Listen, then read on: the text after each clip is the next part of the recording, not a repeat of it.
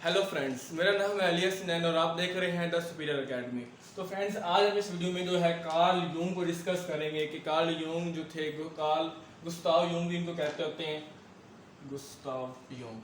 तो दोस्तों, ये जो थे इनका इंट्रोडक्शन जानेंगे, इनकी बेसिक के बारे में, और हम ये जानेंगे कि जो कार्ल यूंग की जो थ्योरी थी, थ्योरी ऑफ पर्सनैलिटी, वो किस तरह सिगमंड फ्रॉइड की थ्योरी से डिफरेंट थी। तो वो इसकी थ्योरी क्या थी और वो किस तरह जो है दोस्तों फ्रॉइड की थ्योरी से डिफरेंट थी, वो आज हम इसको जानने की कोशिश करेंगे, समझेंगे।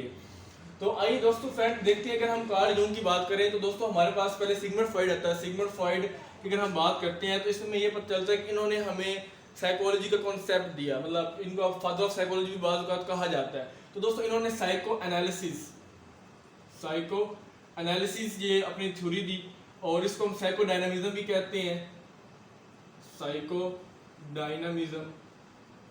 और इसके अलावा इसकी थ्योरी को साइको सेक्सुअल थ्योरी भी कहा जाता है, क्योंकि सेक्स के ऊपर उन्होंने दोस्तों बहुत ज़्यादा जो है वो थ्योरी दी अपनी।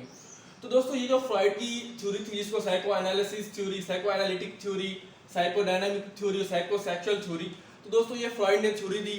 तो फिर हमें पता चलता है कि फ्रॉइड ने जब ये थ्योरी दी सिगमंड फ्रॉइड ने, तो इनके साथ काफ़ी लोगों ने जो है कोलैबोरेशन की, काफ़ी लोग इनसे मिलते गए। ठीक है दोस्तों, तो इनमें दोस्तों कार्ल यूंग भी थे। अगर हम साइकोलॉजी की बात करें तो साइकोलॉजी में मेन 3 बंदे आपको देखने को मिलेंगे जिन्होंने साइकोलॉजी में काफ़ी अपना जो है कंट्रीब्यूशन दिया, अपना एक रोल अदा किया। एक दोस्तों आपको सिगमंड फ्रॉइड मिलेंगे, एक कार्ल यूंग, और तीसरा अल्फ्रेड एडलर मिलेंगे। उन्होंने भी थ्योरी दी साइकोलॉजी के लिए। तो दोस्तों जो थे ना फ्रॉइड, इन्होंने मतलब मेन बेस रखी, साइकोलॉजी की बुनियाद रखी। तो इसके बाद दोस्तों काफ़ी लोग इनसे मिलते गए, ठीक है, इनसे सीखा उन्होंने। तो उनमें से दोस्तों हमारे पास कार्ल यूंग भी उनमें से एक है जिन्होंने फ्रॉइड के साथ काम किया। दोस्तों जो कार्ल यूंग थे, ये फ्रॉइड के स्टूडेंट थे, पपिल थे। क्या थे? स्टूडेंट, शागिर्द थे उनके, एक तरह के पपिल थे। तो वो इनके साथ काम करते थे।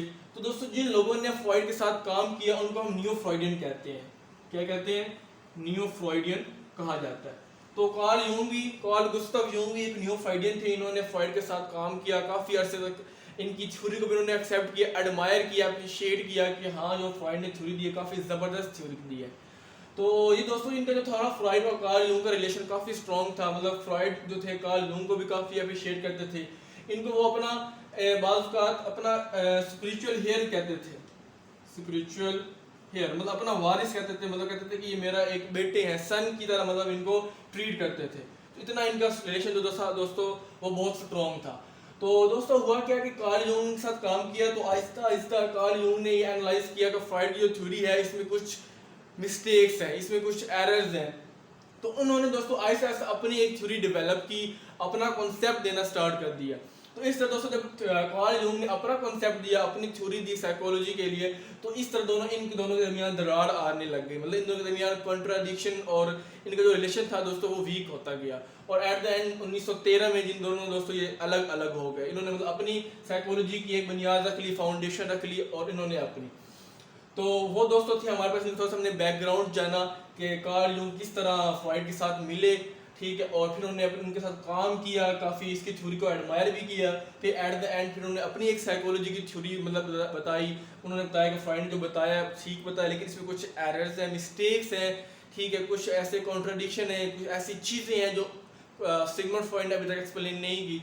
तो वो उन्होंने आकर जो है कार्ल यूंग ने एक्सप्लेन की, उनको बताया, उनको वाज़िया किया। तो अब दोस्तों हम ये जानेंगे कि जो कार्ल यूंग की थ्योरी है वो किस तरह डिफ्रेंशिएट होती है, डिफरेंस होती है, मुख्तलिफ है फ्रॉइड से। वो किस तरह मतलब उससे जो है अगर हम कंपैरिजन करें, ऐसी क्या क्या बातें हैं जो कार्ल यूंग ने हमें नहीं बताई सिगमंड फ्रॉइड से डिफरेंट करके। तो वो अब हम दोस्तों इस वीडियो में जानेंगे। दोस्तों जो कार्ल यूंग थे, इनकी दोस्तों थ्योरी की बात की जाए तो इन्होंने कौन सी थ्योरी दी? इन्होंने एनालिटिकल साइकोलॉजी की थ्योरी दी, एनालिटिकल साइकोलॉजी। दोस्तों इन्होंने इसकी बुनियाद रखी, इसका कॉन्सेप्ट दिया एनालिटिक थ्योरी का, ठीक है।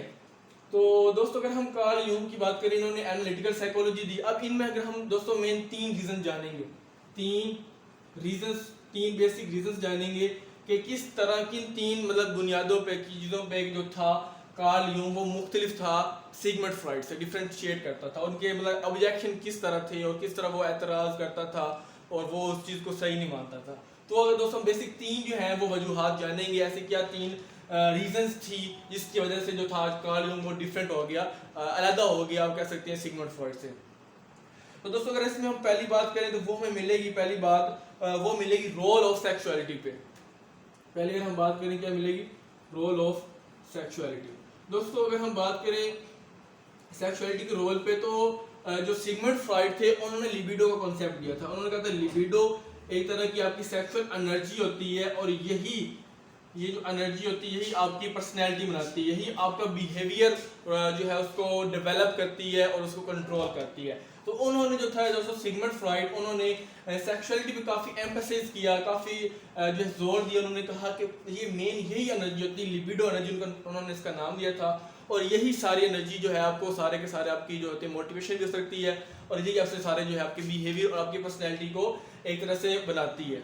लेकिन दोस्तों जो थे कार्ल यूंग उन्होंने कहा कि नहीं, सिर्फ ये लिबिडो एनर्जी उन्होंने इसकी मतलब कहा कि ना इसको डिफाइन सही तरह नहीं किया सिगमंड फ्रॉइड ने। उन्होंने लिबिडो कॉन्सेप्ट को ब्रॉडन किया, मतलब उन्होंने कहा कि ये एक तरह की जो है ना लिबिडो, उन्होंने कहा एक तरह की आपकी साइकिक एनर्जी होती है, साइकिक एनर्जी। मतलब उन्होंने कहा कि ये जो आपकी लिबिडो एक तरह की साइकिक एनर्जी है, ये सिर्फ आपकी सेक्सुअल एनर्जी पे डिपेंड नहीं है, मतलब इसमें सिर्फ यही एनर्जी नहीं आती, इसमें और भी बहुत सी जो है वो चीज़ें हैं, बहुत सी एनर्जीज हैं जो आपकी लाइफ में डेली में वो आपको इसको देखते हैं, यूटिलाइज करते हैं। मतलब उन्होंने कहा था कि ये जो एनर्जी है ना ये जस्ट एक पार्ट है, it is just a part, एक ये हिस्सा है, कॉम्पोनेंट है, it is just part of आप कह सकते हैं साइकिक एनर्जी, ठीक है, ये एक पार्ट है। और इसके अलावा और भी बहुत सी जो है आपकी एनर्जी होती है, चीज़ें होती हैं जो कि आपकी जो पर्सनैलिटी है उसको बनाती हैं, उसको एक तरह की शेप देती हैं। तो ये तो था दोस्तों पहला ऑब्जेक्शन, पहली रीज़न वजूहत जिस पे जो कार्ल यूंग ने एतराज़ किया सिगमंड फ्रॉइड से। मतलब सिगमंड फ्रॉइड ने कहा कि हर इंसान की जो होती है वो एक लिबिडो एनर्जी होती है, सेक्सुअल एनर्जी, ठीक है, जो उससे ड्राइव होती है और वो इंसान के अंदर जो है मतलब पर्सनैलिटी बनाती है और उसका बिहेवियर को आप कह सकते हैं एक शेप देती है, कंट्रीब्यूट करती है। जबकि जो कार्ल यूंग थे उन्होंने कहा नहीं, उन्होंने कहा कि ना मतलब लिबिडो एनर्जी को जो कॉन्सेप्ट था उसको ब्रॉड किया, उसको मतलब और एक्सप्लेन किया कंप्लीटली, उसकी डिटेल में मतलब उसकी और बताया कि ये एक साइकिक एनर्जी होती है और ये जो आपकी है सेक्सुअल एनर्जी ये एक इसका एक पार्ट है, इसके अलावा इसकी और भी जो है वो चीज़ें होती हैं जो कि हम आगे इसकी थ्योरी में पढ़ेंगे डिटेल में। अब दोस्तों जैसे इसका बेसिक जान रहे हैं, जो है जो बुनियाद है वो हम जान रहे हैं। तो दोस्तों ये था इसका जो पहला जो था वो ऑब्जेक्शन कह सकते हैं, एतराज़ था, वो हमने ये पढ़ लिया। तो मतलब उन्होंने ये कहा कि सिर्फ आपकी सेक्सुअल एनर्जी तक रिस्ट्रिक्ट नहीं है लिबिडो, इसके अलावा और भी इसका आप की जो है साइकिक एनर्जी, जो लिबिडो उन्होंने मतलब नाम दिया, उन्होंने साइकिक का नाम दिया और इसमें और भी बहुत सी चीज़ें होती हैं। नेक्स्ट अगर हम दोस्तों इसमें अगर बात करें जो आपकी कार्ल यूंग की किस तरह वो डिफरेंट थी साइकिक जो है उससे सिगमंड फ्रॉइड से, तो वो हमें ये पता चलेगा सेकंड रीजन, वो हमें दोस्तों पता चलेगा आप कह सकते हैं पास्ट हिस्ट्री, मतलब चाइल्डहुड। तो अगर हम बात करें सिगमंड फ्रॉइड की तो उन्होंने क्या किया था, सिगमंड फ्रॉइड ने चाइल्डहुड पे काफ़ी फोकस किया। उन्होंने कहा कि इंसान की ज़िंदगी का जो बचपन होता है, जो चाइल्डहुड होता है, वही मेन जो होता है ना आप कह सकते हैं रोल अदा करता है, वही मेन एक कॉम्पोनेंट होता है जिससे इंसान की पर्सनैलिटी बनती है। मतलब इंसान की जो है ना फ्रॉइड के मुताबिक, फ्रॉइड ने ये कहा कि इंसान की जो बचपन होता है, चाइल्डहुड होता है, उसमें जो जो इसके इवेंट्स होते हैं, जो जो ट्रेजिडीज होती हैं, जो जो वाक़यात होते हैं, जो जो उसके साथ आप कह सकते हैं हैपन होता है, जो उसके साथ रूनुमा होता है, वही जो है ना उसकी पर्सनैलिटी को आगे जाके बनाता है और वही चीज़ें मतलब उसकी डेथ तक वो चलती रहती हैं और वही उसको मतलब कह सकते हैं एक तरह के ड्राइव करती रहती हैं, मोटिवेट अर्ज करती रहती हैं उसकी पर्सनैलिटी को। तो सिगमंड फ्रॉइड दोस्तों जो है आपका कह सकते हैं पास्ट के ऊपर मतलब चाइल्डहुड के ऊपर कंसंट्रेट किया, फोकस किया कि चाइल्डहुड ही जो है ना आपका पर्सनैलिटी में आपका मेन रोल है, इसके अलावा और कोई नहीं है।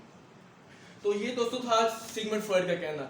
लेकिन अगर हम दोस्तों जब कार्ल यूंग की बात करते हैं तो कार्ल यूंग ने ये कहा कि इंसान की जो पर्सनैलिटी है, जो उसका बिहेवियर है, उसमें सिर्फ चाइल्डहुड ही नहीं है, ठीक है, उसमें इंसान का फ्यूचर भी आ जाता है। इंसान का जो फ्यूचर है वो भी इंसान की पर्सनैलिटी को शेप करता है, उसकी पर्सनैलिटी को बनाता है, कंट्रीब्यूट करता है, वो भी एक रोल अदा करता है, किरदार अदा करता है, ठीक है। तो इंसान का जो फ्यूचर होता है, फ्यूचर किस तरह होता है, मतलब इंसान की जो फ्यूचर में जो उसकी उम्मीदें होती हैं, होप्स होती हैं, जो उसकी विशेस होती हैं, जो उसकी एस्पिरेशंस होती हैं, ख्वाहिशात होती हैं, ठीक है, जो उसकी उम्मीदें होती हैं, तो वो भी उसके दोस्तों फ्यूचर का जो है ना, मतलब आप कह सकते हैं एक थिंकिंग करना, वो भी उसकी पर्सनैलिटी को ग्रूमिंग करता है, पर्सनैलिटी को एक तरह से शेप कर रहा होता है, पर्सनैलिटी को बना रहा होता है। क्योंकि अगर दोस्तों हम देखें चाइल्डहुड, वो कह रहे थे सिगमेंट के उनका इफेक्ट होता है, नो डाउट उनका इम्पैक्ट होता है इंसान की ज़िंदगी पे, लेकिन जो फ्यूचर दोस्तों होता है ना आपका, ये तो पास्ट की उन्होंने बात की सिगमंड फ्रॉइड ने, सिगमंड, तो इन्होंने फ्यूचर की बात की कार्ल यूंग ने। तो अब दोस्तों फ्यूचर किस तरह अफेक्ट करता है दोस्तों फ्यूचर में, अगर आप सोचें, अगर आज मैं अगर पढ़ाई कर रहा हूँ तो मैं फ्यूचर की सोचता हूँ कि अगर मैं फ्यूचर में अब मेहनत करूँगा, काम करूँगा, तो फ्यूचर में मैं जाके एक डॉक्टर बन जाऊँगा। तो ये मेरे दोस्तों एस्पिरेशन है, मेरी उम्मीद है, मेरी ख्वाहिश है, मेरी डिज़ायर्स है, जो मैं अपने माइंड में सोच रहा हूँ। तो जैसे दोस्तों मेरी एस्पिरेशंस होंगी, वैसी मेरी अगर पर्सनैलिटी बनेगी, आहिस्ता आहिस्ता दोस्तों मैं डॉक्टर जैसा जो है बिहेव करने लग जाऊँगा, मेरे पास डॉक्टर जैसी थिंकिंग होगी, और मैं बहुत समय जो एटीट्यूड होगा, पर्सनैलिटी होगी, वो भी डॉक्टर जैसी बनेगी। मतलब मैं डॉक्टर जैसा सिंपैथी शो करूँगा, हमदर्दी शो करूँगा, और उस तरह दोस्तों जो है वो चीज़ों को ऑब्जर्व करूँगा। तो वो भी मेरी जो है क्वालिटीज़ आने लग जाएंगी, मेरे अंदर खसूसियात, प्रॉपर्टीज़ आने लग जाएंगी। तो ये दोस्तों था कार्ल यूंग का कहना कि इंसान की जो था पास्ट, उसकी जो चाइल्डहुड इवेंट्स हैं, वो ही सिर्फ अफेक्ट मतलब नहीं करते, मतलब उसकी जो फ्यूचर होता है वो भी कहीं ना कहीं किसी तरह इंसान को वो बना रहा होता है, उसकी पर्सनैलिटी को कर रहा होता है। मतलब सिर्फ हमारे पास ये नहीं कि जो हमारे फ्यूचर में हमारे जो चाइल्डहुड में हुआ, हमारे जो बचपन में हुआ, सिर्फ वही हमें अफेक्ट नहीं करता, बल्कि हमारे पास जो हमने फ्यूचर में करना है वो भी हमें अफेक्ट करता है, हमारे एस्पायर्स जो है वो भी हमें अफेक्ट करती है।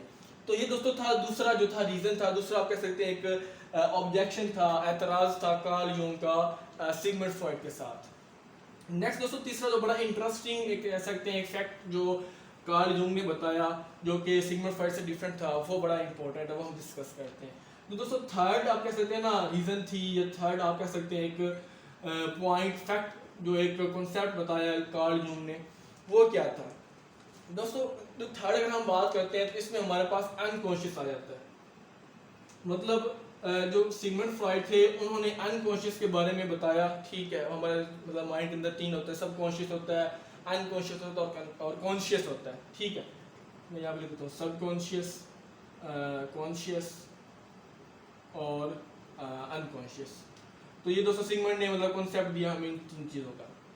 तो दोस्तों उन्होंने कॉन्शियस के बारे में बताया सिगमंड फ्रॉइड ने, तो ठीक है कार्ल यूंग ने माना ठीक है आपने कॉन्शियस का कॉन्सेप्ट दिया, लेकिन उन्होंने कहा कि आपने डिटेल में नहीं बताया, मतलब अच्छे से आपने एक्सप्लेन नहीं किया। उन्होंने कहा कि आपका जो अनकॉन्शियस होता है, कार्ल यूंग ने कहा, ठीक है, मतलब उन्होंने काफ़ी इसके ऊपर रिसर्च की ना, अनकॉन्शियस के ऊपर काफ़ी उन्होंने प्रोब किया, तहकीक की, और उसके बारे में रिसर्च की, समझा इसके बारे में। तो इन्होंने मतलब एक फैक्ट दिया, उन्होंने मतलब आप कह सकते हैं अनकॉन्शियस का एक और डायमेंशन पेश किया। उन्होंने एक न्यू डायमेंशन जो है, एक न्यू एस्पेक्ट वो बताया अनकॉन्शियस के बारे में, जो किसी ने मतलब पहले जो थे साइंटिस्ट या साइकोलॉजिस्ट थे उन्होंने नहीं इसको बताया था, ठीक है। मतलब उन्होंने एक एस्पेक्ट बताया, phylogenetic aspect, phylogenetic aspect of personality, phylogenetic aspect of personality. अब दोस्तों उन्होंने फेलोजेनेटिक एस्पेक्ट का बताया। फेलोजेनेटिक एस्पेक्ट क्या है दोस्तों, जेनेटिक आप देख रहे हैं ना, वर्ड आपको पता चल रहा है जेनेटिक, मतलब उन्होंने ये बताया कि हमारा जो अनकॉन्शियस है ना, जब हम पैदा होते हैं तो हम खाली नहीं होता, हमारा माइंड एम्प्टी नहीं होता, हमारे अंदर जो है दोस्तों बहुत सी इंफॉर्मेशन मेमोरी होती है, जो कि हमारे जीन्स के थ्रू हमारे पास आती है। मतलब जनरेशन टू जनरेशन, एक नस्ल से एक पीढ़ी से दूसरी पीढ़ी तक, मतलब हमारे जो फोर फादर्स हैं, एंसेस्टर्स हैं, हमारे जो आबा अजदाद हैं, बाप दादे हैं, बुजुर्ग हैं, उनकी दोस्तों जो है ना क्वालिटीज़, इंफॉर्मेशन वो भी हमारे अंदर ट्रांसफ़र होती है जीन्स के थ्रू। तो उन्होंने दोस्तों जो थे ना कार्ल यूंग, इन्होंने इसका जो है एक एस्पेक्ट बताया, ये एक डायमेंशन बताई, जो कि पिछले जो थे साइकोलॉजिस्ट उन्होंने इसको नहीं बताया था। तो ये दोस्तों तीसरा जो था ना मेन आप कह सकते हैं रीज़न थी, फैक्ट थी इनकी थ्योरी के बारे में, साइको आपका एनालिटिकल साइकोलॉजी जो उन्होंने दी हमें, एनालिटिकल साइकोलॉजी। इसमें इन्होंने दोस्तों ये काफ़ी एक मशहूर पॉइंट था, काफ़ी फेमस था, जिसकी वजह से काफ़ी मशहूर हुए, फेलोजेनेटिक एस्पेक्ट, कि इंसान जो दोस्तों है उसकी पर्सनैलिटी में जो है इनहेरिटेड आप कह सकते हैं, inherited of inherited human and pre human, I think आपको नजर आ रहा होगा, प्री ह्यूमन स्पीशीज, मतलब उन्होंने कहा था कि इंसान की जो इनहेरिटेंस है, विरासत में उसको मिलती है, मतलब अपने फादर से जो डॉटर होता है या सन होता है, डॉटर होती है या सन होता है, तो उसमें उसकी काफ़ी जो है आप कह सकते हैं इंफॉर्मेशन, मेमोरी और बहुत सी ऐसी उसके अनकॉन्शियस में जो है वो ट्रांसफ़र हो जाती हैं, उसके पास आ जाती हैं। तो दोस्तों इनहेरिटेड होती हैं, मतलब उसमें वो इनहेरिट उसको होता है। और वो प्री ह्यूमन, मतलब ह्यूमन की जो इंसान की जो होती चीज़ें होती हैं, जैसे आपके सोचे मदर के बारे में फीलिंग्स होना, और जनरल जो चीज़ें होती हैं जैसे डरना, हंसना, खुशी, तो वो आपको कहते हैं कि वो अनकॉन्शियस में जो पड़ी होती हैं, जो आपको इनहेरिट होती हैं, आपको जीन्स के थ्रू आपकी आपकी जनरेशन जो होती है पिछले फादर फॉर फादर से मिलती है। इसके अलावा दोस्तों प्री ह्यूमन स्पीशीज़ की उन्होंने बताया था कि इंसान से पहले की जो स्पीशीज़ है ना, मतलब जानवर, हत्ता कि वो भी आपकी लाइफ को इम्पैक्ट करते हैं, मतलब उनकी भी कुछ ना कुछ जो होती है ऐसी क्वालिटीज़ होती हैं जो कि आपके अंदर ट्रांसफ़र हो जाती हैं। तो ये दोस्तों तीसरा जो था आप कह सकते हैं पर्सपेक्टिव था, जो कॉन्सेप्ट था हमें कार्ल यूंग ने दिया अपनी पर्सनैलिटी थ्योरी के बारे में, जो कि सिगमंड फ्रॉइड से डिफरेंट था। तो इसके दोस्तों जो फैक्ट था ये सिगमंड फ्रॉइड ने भी इसको एक्सेप्ट किया, रिकॉग्नाइज किया, उन्होंने कहा हाँ ये भी एक फैक्टर होता है, एस्पेक्ट होता है, फेलोजेनेटिक एस्पेक्ट, जो कि मतलब कह सकते हैं किसी किस्म का इनहेरिटेड ह्यूमन जो होता है इंसान का, मतलब इनहेरिटेड एक्सपीरियंस होता है, मतलब उसको एक्सपीरियंसेस होते हैं, जिसको हम आगे कलेक्टिव अनकॉन्शियस, पर्सनल अनकॉन्शियस वगैरह हम दोस्तों डिटेल में पढ़ेंगे। तो ये एक्सपीरियंस उसको मिलते हैं, इनहेरिटेड एक्सपीरियंसेस होते हैं इंसान की ज़िंदगी में, उसको आपके फोर फादर्स या आपकी मदर या उसके एंसेस्टर्स अबाउदाद पीढ़ी से पीढ़ी वो चलते आते हैं, तो वो उनकी कुछ क्वालिटीज़ इंसान के अंदर आ जाती हैं, जो कि हमें कार्ल यूंग ने बताया। ठीक है दोस्तों, और जो कार्ल यूंग थे वो इसको कह सकते हैं कोर समझते थे, पर्सनैलिटी का एक कोर, एक मेन पार्ट समझते थे कि इंसान की पर्सनैलिटी में ये काफ़ी रोल अदा करता है।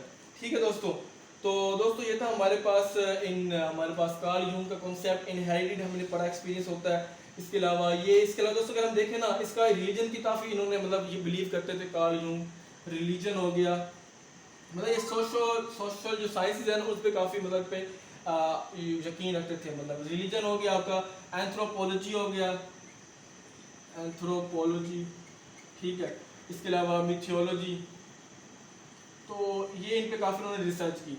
तो दोस्तों ये था हमारे पास कार्ल यूंग का इंट्रोडक्शन, हमने जाना कि किस तरह सिगमंड फ्रॉइड से उन्होंने कोलैबोरेट किया, उनके साथ काम किया, फिर अपनी एनालिटिकल साइकोलॉजी दी, फिर 3 उन्होंने अपनी जो थी ऑब्जेक्शन बताई, रीजंस बताई कि जिनकी वजह से वो डिफरेंट थे फ्रॉइड की वजह से, और वो उनकी अपनी साइकोलॉजी जो अपनी जो थ्योरी थी वो मतलब फेमस हुई, बहुत ज़्यादा मशहूर हुई।